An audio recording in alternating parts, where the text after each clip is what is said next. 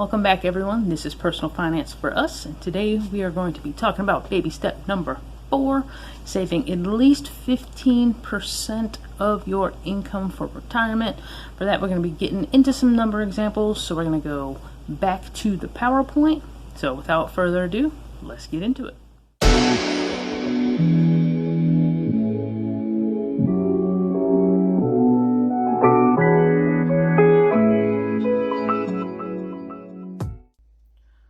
Okay, everyone, this is where we get into baby step number 4, which is saving 15% of your income for retirement.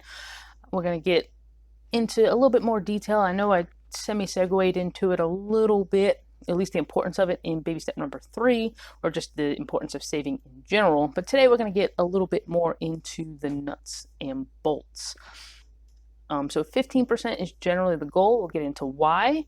You can save a little bit more than that, but we don't want you to go super duper crazy.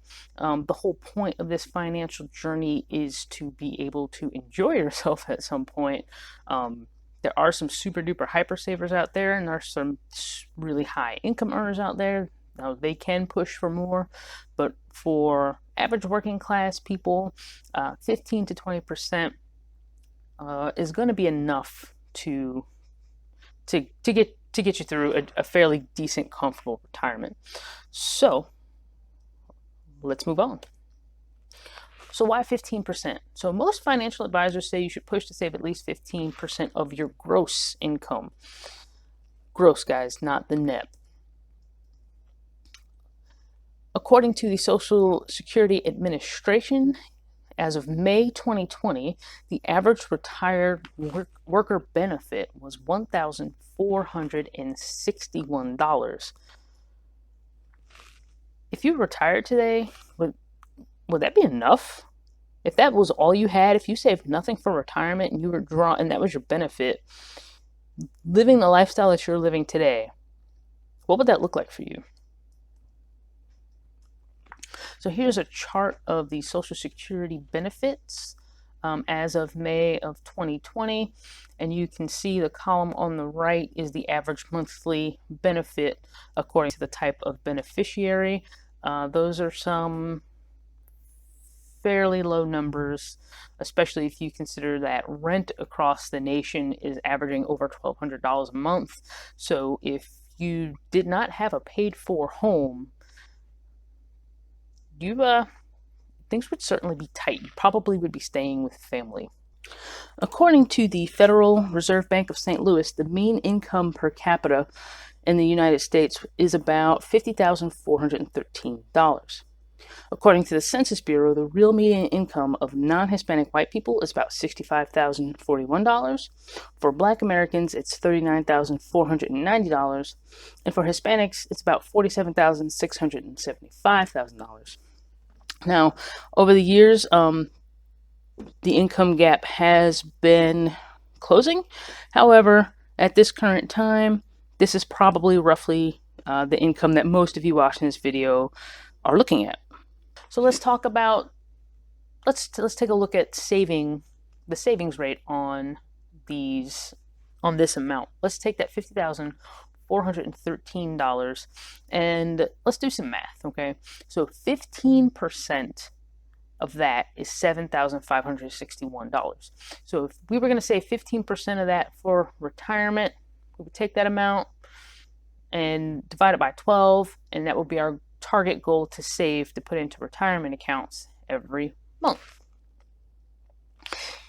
What if we only save 10%? Well, 10% of that in a year is $5,041.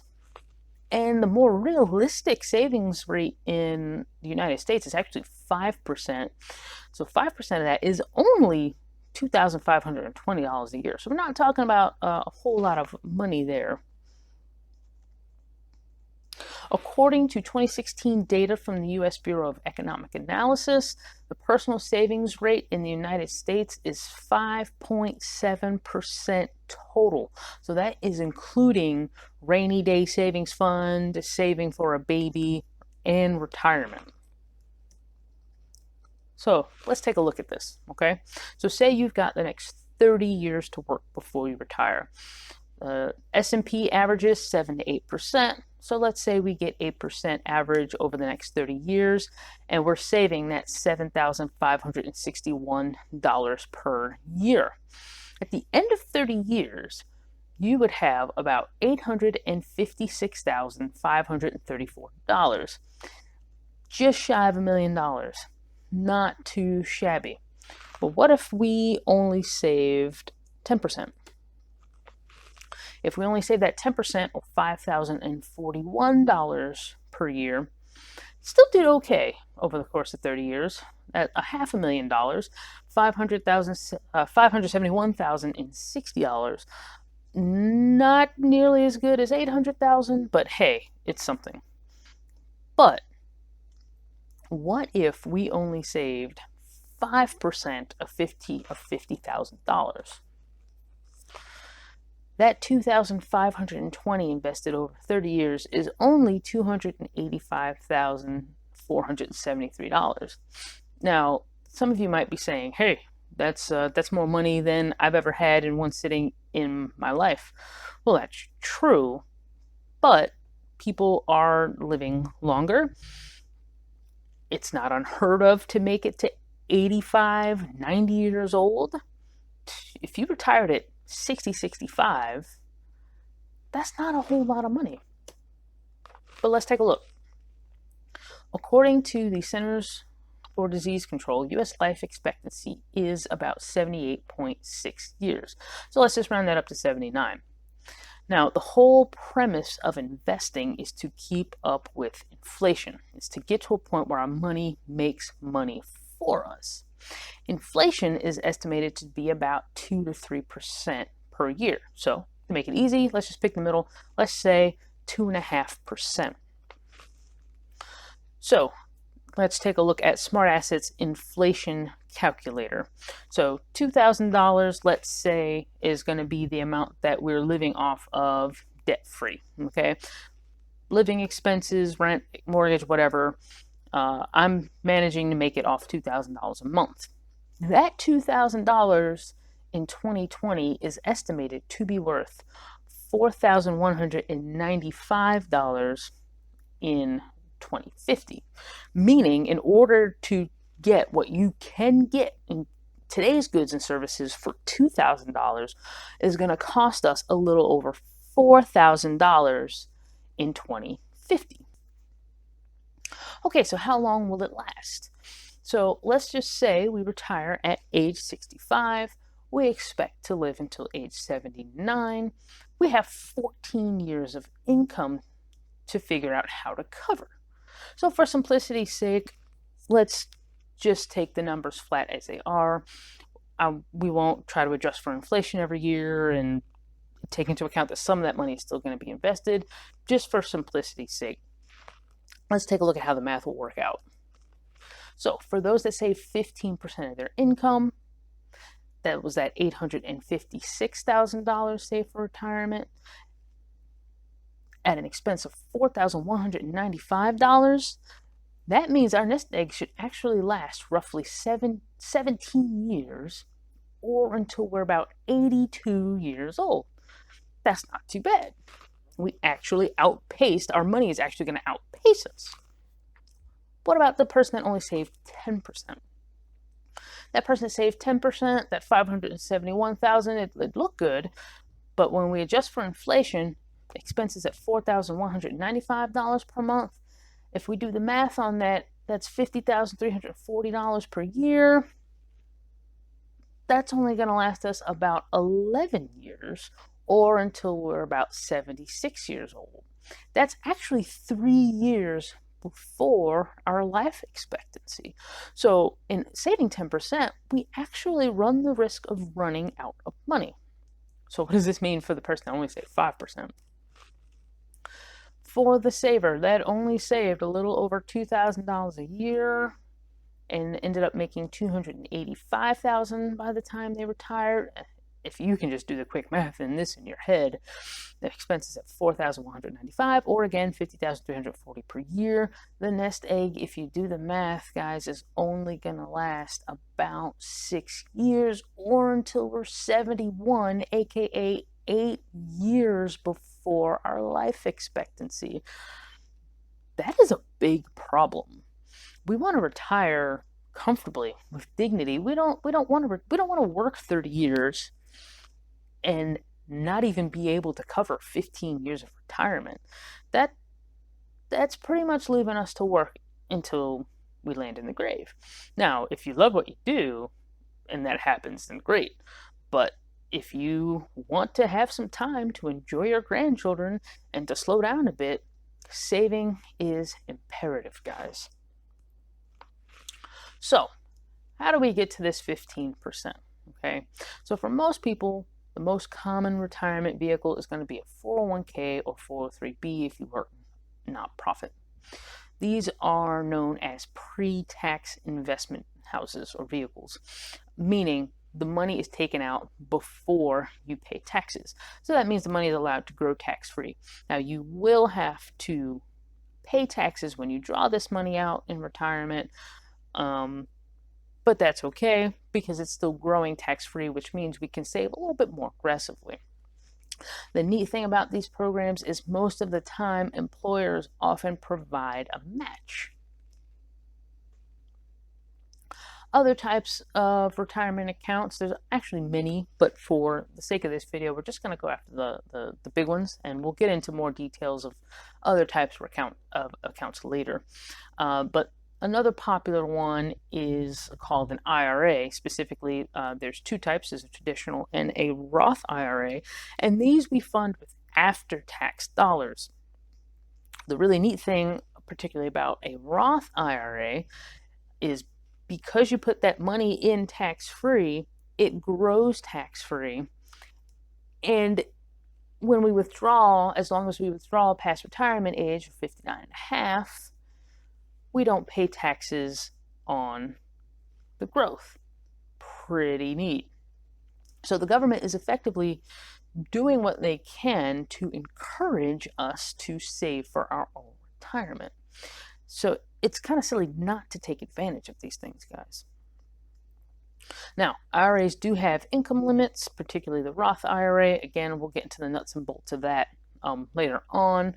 But for our purposes today, the big thing you're going to want to keep in mind as of June 2020, the time of this recording, current Roth limits are $6,000 per year if you're under age 50.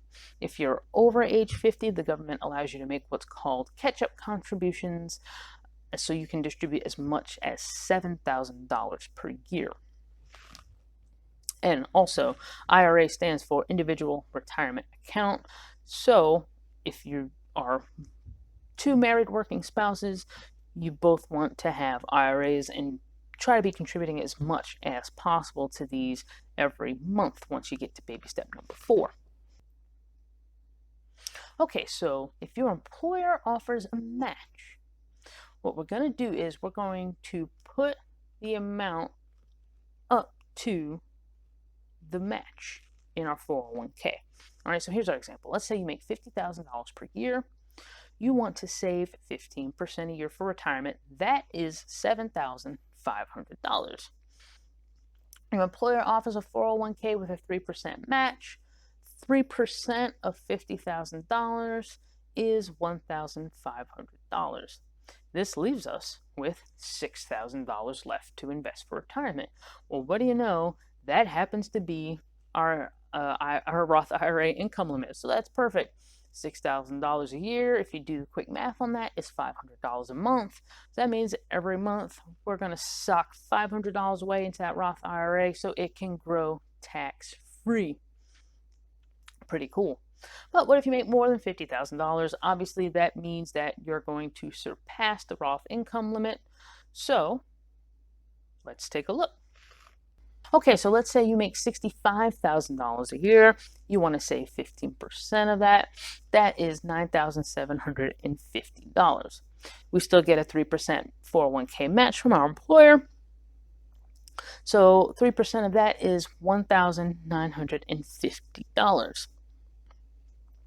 We're going to do the same $6,000, invest it into the Roth IRA, and that was going to give us a total of $7,950 invested.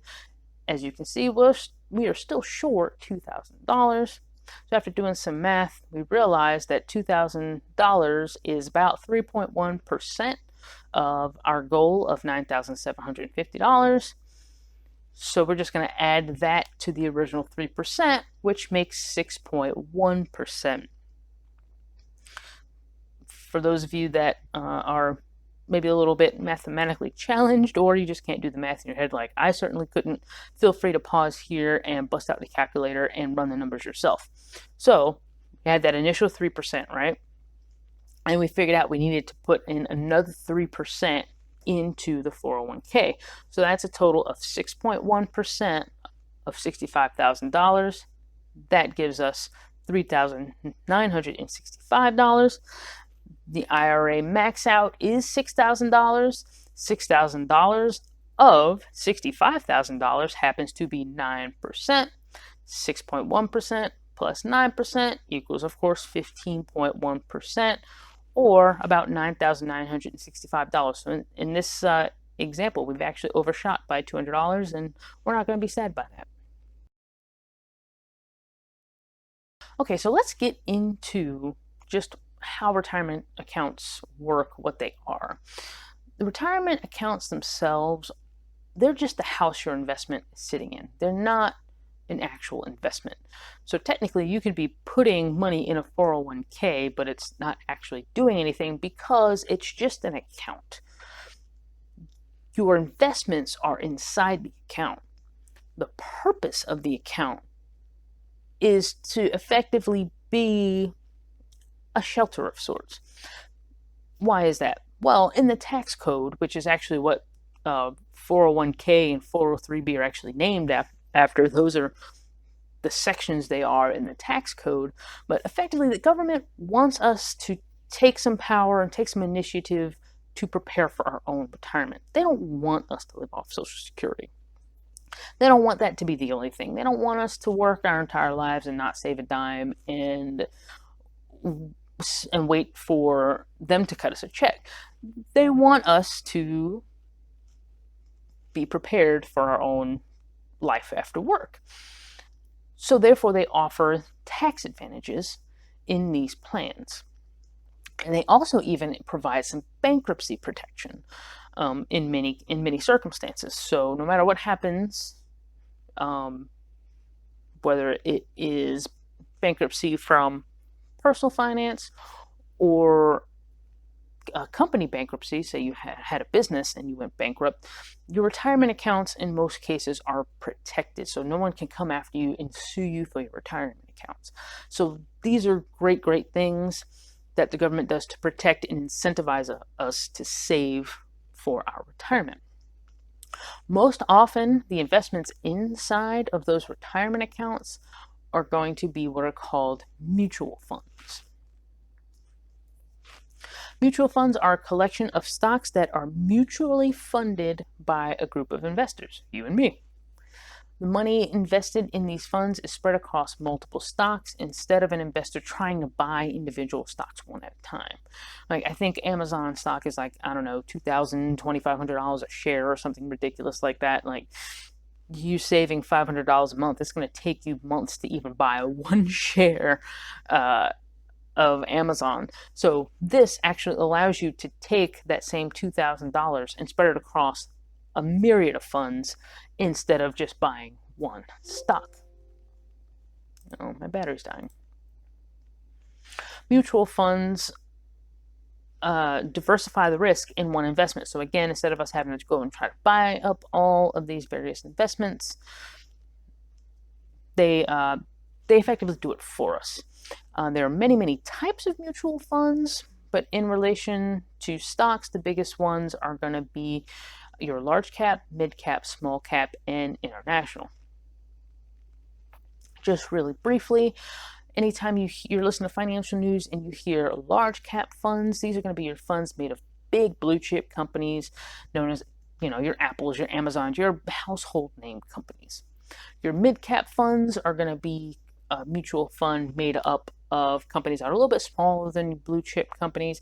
These are going to be a little bit more volatile because they're not as big. The next group is going to be your small cap funds, which is going to be even smaller companies. These are more your venture, startup, young companies. They are the most volatile. You never, ever want to have all your money in small cap funds, because when things are good, they're going to rise like crazy. But when things are bad, man, those funds can seriously lose some money. And the last is going to be international funds. International fund is, as the name suggests, a fund made up of international companies. So you got your GlaxoSmithKline, your BMWs, your Toyotas, etc. So this is a way to diversify within your diversification. So the general breakup is you're going to want some of your stocks or some of your money in each type of mutual fund. Generally, about a quarter of each investment. So 25%, 25%, 25%, 25%. And that'll give you a really good coverage spread. All right, everyone. So that is going to do it for this video. Don't worry if some of this was a bit confusing. There's going to be many, many, many more videos to come.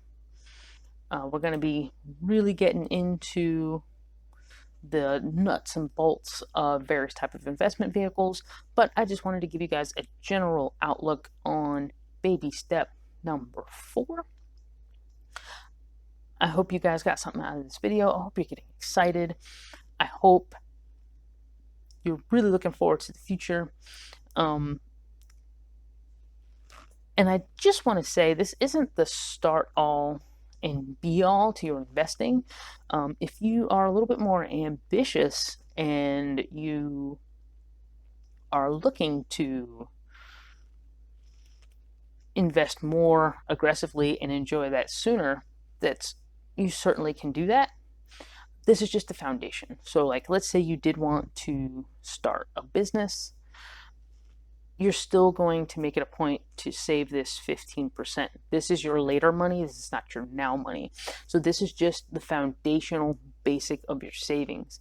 As you create things, create a business, get your income up, of course, you can start to invest more from there. But this is just a very, very, very basic, let's make sure we have some kind of retirement and we don't retire destitute, hoping that Social Security even exists by the time we retire. So that'll do it, everyone. I hope you enjoyed this video. Thank you for tuning and watching. And next time, we're actually going to get away from the baby steps just a little bit. We're going to be talking about some financial defense, but you're going to have to stay. Oh, is this not recording? Oh, but you're going to have to stay tuned for that. So until next time, this has been Personal Finance for Us. We out.